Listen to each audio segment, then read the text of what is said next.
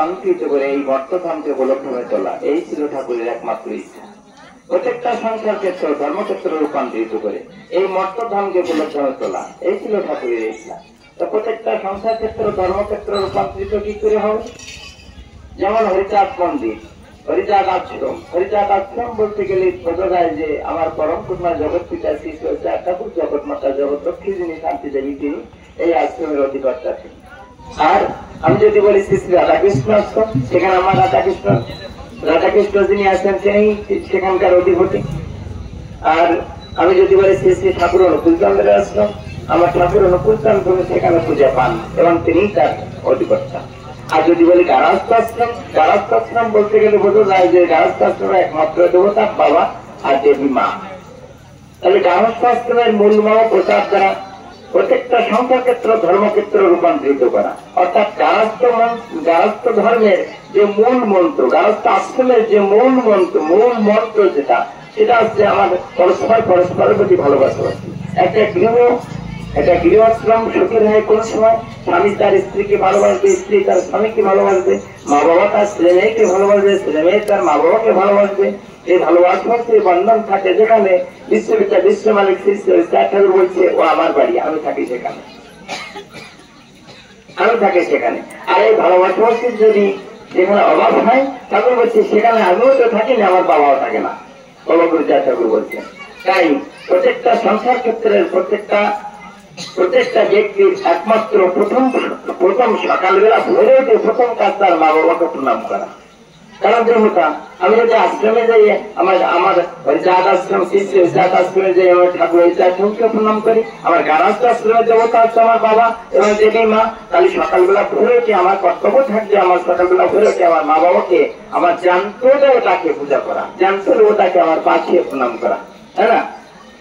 আমার বাবা গুরুচাঁদ ঠাকুর বলছিলেন সকালবেলা ভোরে উঠে যদি কোনো সন্তান তার মা বাবার পাশে প্রণাম করে যাত্রা শুরু করে, সেদিন তার অপঘাতে মৃত্যু হবে না, সেদিন তার অ্যাক্সিডেন্ট হবে না। কত বড় কথা, সহজ কথা না একটা?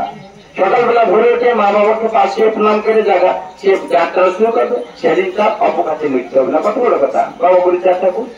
আর যদি আদর্শ গুরু যদি কেউ থাকে বাবা গুরুচাঁদ ঠাকুর, বাবা গুরুচাঁদ ঠাকুরকে সকালবেলা ভোরে উঠে যদি কেউ প্রণাম করেছে, আগে তাকে জানাই দিয়েছে আজ সকালে ভোরে উঠে তুমি তোমার মা বাবাকে প্রণাম দিয়েছ? যদি বলে না, তিনি বলছেন গুরু থেকে গোবিন্দ বাজে সে বাতি নরকে বাজে, তুমি তোমার মা বাবা আসল গুরুকে। আমার গুরুচাঁদ ঠাকুর বলছেন কি, পিতামাতা গাছের গোড়া, হরি গাছের ফল, গোড়ায় না ঢেলে কেন আগায় ঢালো জল, তাই না? আমি যতই হরিনাম করি, যতই কৃষ্ণ নাম করি না কেন, আমার মা বাবাকে যদি আমি ভালো নাম আসি, তবে আমার ওই হরিনাম করা কৃষ্ণ নাম করার কোনো ফল নেই, দরকারও নেই নাম করা। ওই হরিনাম করা কৃষ্ণ নাম করার কোনো দরকার নেই, আমি যে আমার মা বাবাকে ভালো নাম আসি, তাই না? এখানে কত প্রসাদ দেওয়া হয়েছে দেখেন, যখন উৎসব হয়, যখন মহোৎসব হয়, তখন বৈষ্ণব সেবা হয়, তখন ঠাকুরের সামনে কত প্রসাদ দেওয়া হয়। কিন্তু আমার গুরুচাঁদ ঠাকুর বলছেন যে মা বাবাকে এমনি ভাবে সন্ধ্যার সময় সন্ধ্যার প্রাককালে মা বাবাকে বসে মা বাবার সামনে প্রসাদ দিয়ে কোনদিন কি বলেছিস যে কত কষ্ট করে আমাকে মানুষ করেছে বাবা মা, তোমরা আমি যা এখানে নিয়েছি তুমি গ্রহণ করো, তুমি সন্তোষ দাও। জানতে হবে তার ভুলে যে বাড়িতে হয় বাবা হরিচাঁদ ঠাকুর সেবা দেয়। আর এই পূজার কালে যদি তার মা বাবার হাত দুটো সন্তানের মাথা যায়, ও বাবা গুরুচাঁদ ঠাকুর বলছেন ও হাত দুটো আমার বাবার হাতে যায়, ও আমার বেটা সত্য হবে। সহজ কথা না? সহজ কথা কিনা, হ্যাঁ না? এই ধর্ম প্রচার করার জন্য ঠাকুর এসেছিলেন। যদি কোনো মায়েরা গুরুচাঁদ ঠাকুরকে প্রণাম করতে গেছে, তাকে আগে জানাইছে আজ সকালে ভোরে উঠে তুমি তোমার স্বামীকে প্রণাম করেছো? যদি বলে না, গুরুচাঁদ ঠাকুর বলছেন গুরু থেকে গোবিন্দ বলছে সেবা দিন 12 বছর কালে যদি কোনো স্বামী স্ত্রী তার স্বামী হাতে প্রণাম জানায়, 12 বছর পরে আরো সাধনা স্মৃতি লাভ করে, অর্থাৎ চোখ বন্ধ করে বলতে পারে তার স্বামী কোন জায়গায়। সহজ কথা কিনা, হ্যাঁ? এই সহজ ধর্মমত প্রচার করার জন্য ঠাকুর এসেছিলেন। আর ঠাকুর কি বলছেন, যদিও কোনো ভিক্ষা ছেলে মেয়েদের শিক্ষা, বাবা শিক্ষার আলোয় আলোকিত যদি না হয়, তাহলে কোনোদিন কোনো সন্তান সন্ততি কোনোদিন উচ্চ শিক্ষায় শিক্ষিত না হওয়া পর্যন্ত কেউ কোনোদিন তার জীবনে সে উন্নতি লাভ করতে পারে না। তাই প্রথম গুরুচাঁদ ঠাকুর নিজেই দেখলেন আমাদের এমন একদিন ছিল, সেদিন আমরা শিক্ষায় শিক্ষিত হতে পারতাম না, আমাদের স্কুলে যাওয়া নিষেধ ছিল।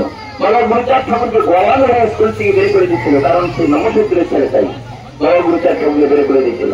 গুরুচাঁদ ঠাকুর বাবা ওই মুসলমানদের মক্তবে পড়াশোনা করেছিল প্রথমে, মুসলমানদের মক্তবে পড়াশোনা করে আর্মি ভাষা ফার্সি ভাষা গুরুচাঁদ ঠাকুর প্রথম সেকেন্ড। তারপর নিজে পত্রিকা করলেন যে আমার জাত যারা, আমার এই মানুষ যারা, এই মানুষকে আমি উচ্চ শিক্ষা শিক্ষিত করে যাব। তাই তিনি স্কুল করেছিলেন, 4,500 স্কুল করেছিলেন বাবা গুরুচাঁদ ঠাকুর, 4,500 স্কুল করেছিলেন গুরুচাঁদ ঠাকুর, হ্যাঁ না? তিনি সকলকে উচ্চ শিক্ষা শিক্ষিত করেন। একমাত্র 1257 সালে অগ্রহণ এসেছে পাঠশালা এসেছে চৌধুরী বাড়িতে। আমাদের জন্য প্রথম স্কুল হয় 1287 সালে অগ্রহণ আছে পাঠশালা সৃষ্টি প্রথম আমাদের জন্য। এর আগে আমাদের পূর্বপুরুষ ছিল যারা কোনদিন স্কুলের চৌকাঠের ওপারেও যায়নি, তারা কোনদিন যায়নি। এ পর্যন্ত আমাদের পড়াশোনা করার অধিকার ছিল না।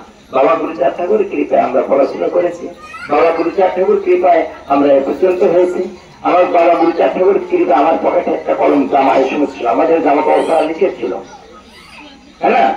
বাবা গুরুচাঁদ ঠাকুর করেছেন।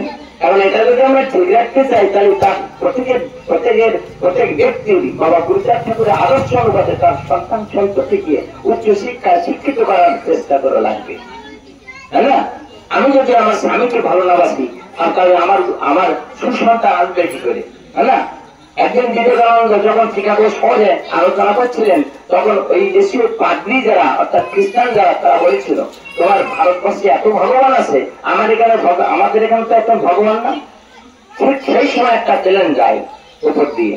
বিবেকানন্দ সেদিন বলেছিলেন যে এই প্লেনটাকে নামাতে দেখি, তো বলছে আপনি কি পাগল, প্লেন নামাতে গেলে রেগার যন্ত্র লাগে, ওটা আপনার অবতার পুরো জন্মগ্রহণ করতে গেলে একটা ভালো একটা সুকর্ম লাগে, যে পারবে বিশ্ব মালিক এই অবতীর্ণ হবেন। তোমার এই ইংল্যান্ডে এমন কোন ভালো গর্ভ আছে যে গর্ভের ভিতরে বিশ্ব মালিক নামবেন, হ্যাঁ না? তাই স্বামীর প্রতি টান যেমনি সন্তান জন্ম পায় তেমনি ঠাকুর চন্দ্র তিনি বলে গেছেন বাবা যে কোনো মতপথ সম্প্রদায় যে কোনো মতপথ সম্প্রদায় যারা এই ধর্ম এই ধর্ম অবতীর্ণ হন, তাই ঠাকুর অনুকূল চন্দ্র হোক আর হরিচাঁদ ঠাকুর হোক আর পরমশ্রদ্ধ স্বয়ং শ্রীকৃষ্ণ হোক আর স্বয়ং পরমশ্রদ্ধ স্বয়ং রামচন্দ্র হোক, তারা কিন্তু একজনের জন্য হয়নি, একটা সম্প্রদায়ের জন্য হয়নি। তারা এই বিশ্বকে মানুষ করার জন্য, বিশ্বের সকলের জন্য এসে সেই বিশ্বকে কিভাবে মানুষ ভালো থাকবে, কিভাবে মানুষ ভালো থাকতে পারে, বাঁচতে পারে, তার জন্য তিনি বাঁচা বলার মর্ম যা ধর্ম বলে জানিস তা অনুকূল জন্ম বলছে কি আমার বাঁচতে গেলে, আমার এই সন্তান সন্ততি সুসন্তান আনতে গেলে আমার স্বামীর প্রতি টান যেমনি সন্তান জন্ম পায় তেমনি। এখন একজন ব্যক্তি এসে বলে আমার ছেলে আমার কথা শোনে না, কিন্তু যদি সৎ মানুষ হয় তারা বুঝতে পারবে যে এর গোড়ায় ভুল আছে। আমি যে কথাটা বলছি এটা কিন্তু রাগ করার বিষয় না, আপনারা রাগ করবেন না। আমি যদি ভুল বলেও থাকি এত আবেগের ভারে আমাকে ক্ষমা করে দেবেন, হ্যাঁ না? গত বেশ কয়েক বছর আগে আমার কাছে এক মা আসছে মন্দিরে, আমি কথাটা বলার পরে আমি খুব এখানে বন্ধ করবো, পরে আমি বসার চেষ্টা করবো, কারণ পরিস্থিতি খুব খারাপ এখন, বর্তমান আকাশের পরিস্থিতিও খারাপ। আর বর্তমান এ কারণের জন্য এই আজকে যে অনুষ্ঠান, এই অনুষ্ঠানের এর ইচ্ছা ছিল অন্তত 5-6টা দল বলবে। বর্তমান পরিস্থিতি কালকের এই সময় যে পরিস্থিতি ছিল সেই পরিস্থিতি হিসাবে আমি কে বলেছিলাম না অত লোক বলার প্রয়োজন নেই, এখন তুমি এটা পরবর্তীতে তুমি এর জন্য তুমি আর একটা করো, আরো ভালো হবে, এই জন্য আমি বলেছিলাম। এখন সে মা আমার কাছে আসছে, মন্দিরে এসে প্রণাম করে আমাকে বলছে বাবা আমার একটা ব্যবস্থা করেন। ঠিক আমার মেয়ের বয়স 18 বছর, কিন্তু এখনো পর্যন্ত আমার স্বামী প্রত্যেকদিন এসে আমাকে ধরি মারে, এর একটা ব্যবস্থা আপনি দেন। আমি বললাম আমি এই ব্যবস্থা জানি, আপনি শুনছেন কোথায়? বললাম আমি শুনেছি, আপনি যা বলবেন আমার সামনে ভালো ব্যবস্থা দেন।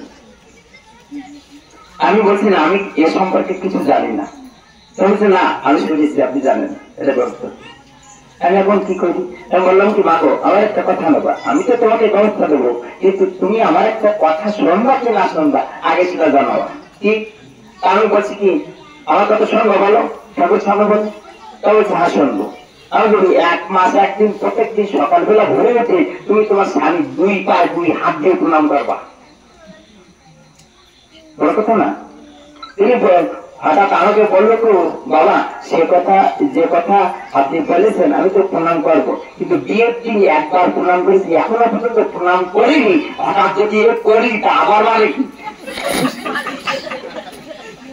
বিয়ের দিন একবার প্রণাম করেছি, মেয়ের বয়স 18 বছর, এখনো পর্যন্ত স্বামীকে প্রণাম জানাই যায়।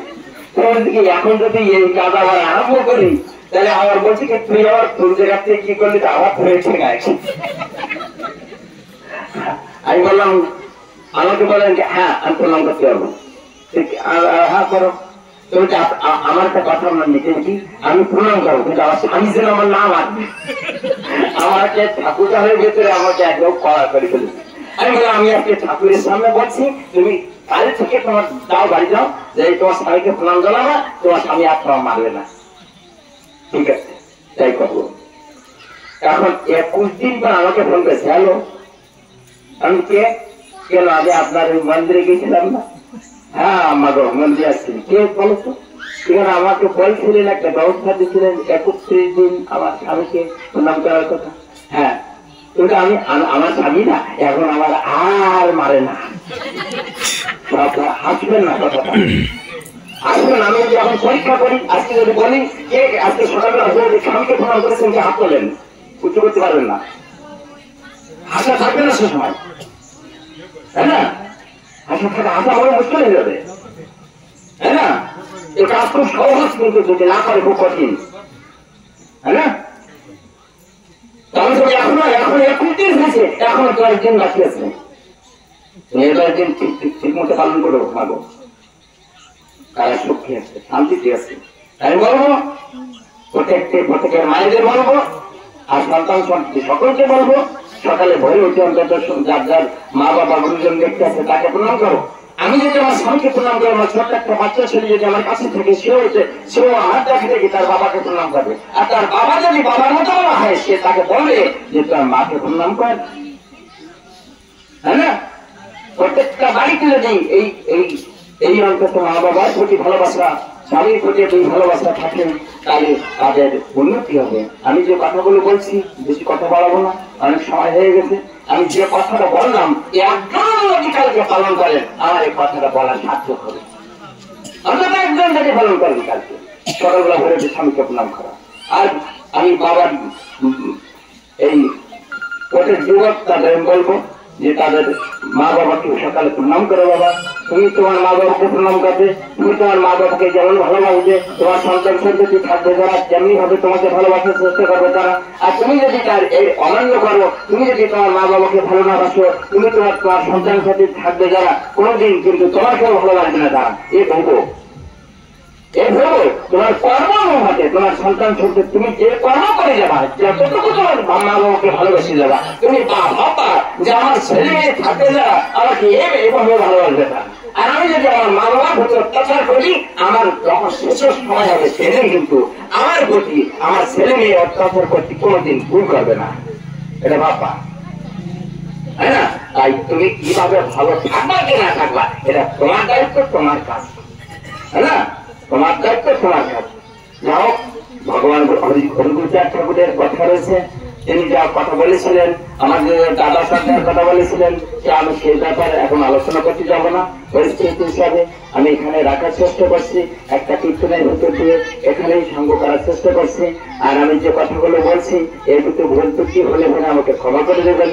আর আমি যে কথাগুলো বলেছি যদি অন্তত কালকে একজন লোক অন্তত পালন করেন তাহলে আমার কথাটা বলার সার্থক হয়েছে আমি ভাববো। জয় জয় শ্রী শান্তি